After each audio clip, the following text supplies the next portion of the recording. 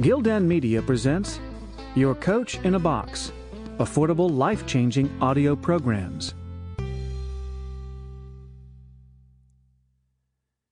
Memoirs of Extraordinary Popular Delusions and the Madness of Crowds.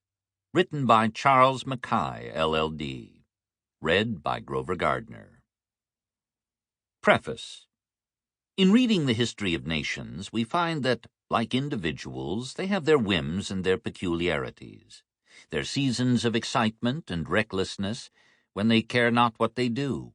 We find that whole communities suddenly fix their minds upon one object and go mad in its pursuit, that millions of people become simultaneously impressed with one delusion and run after it till their attention is caught by some new folly more captivating than the first.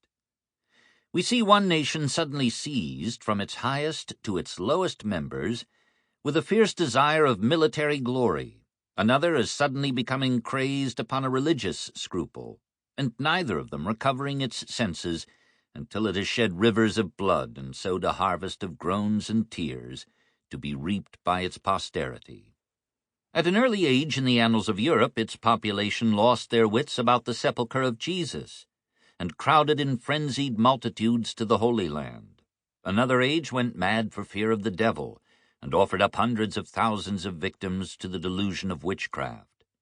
At another time, the many became crazed on the subject of the philosopher's stone, and committed follies till then unheard of in the pursuit. It was once thought a venial offense in very many countries of Europe to destroy an enemy by slow poison. Persons who would have revolted at the idea of stabbing a man to the heart drugged his pottage without scruple. Ladies of gentle birth and manners caught the contagion of murder, until poisoning under their auspices became quite fashionable. Some delusions, though notorious to all the world, have subsisted for ages, flourishing as widely among civilized and polished nations as among the early barbarians with whom they originated. That of dueling, for instance, and the belief in omens and divination of the future, which seem to defy the progress of knowledge to eradicate them entirely from the popular mind. Money, again, has often been a cause of the delusion of multitudes. Sober nations have all at once become desperate gamblers, and risked almost their existence upon the turn of a piece of paper.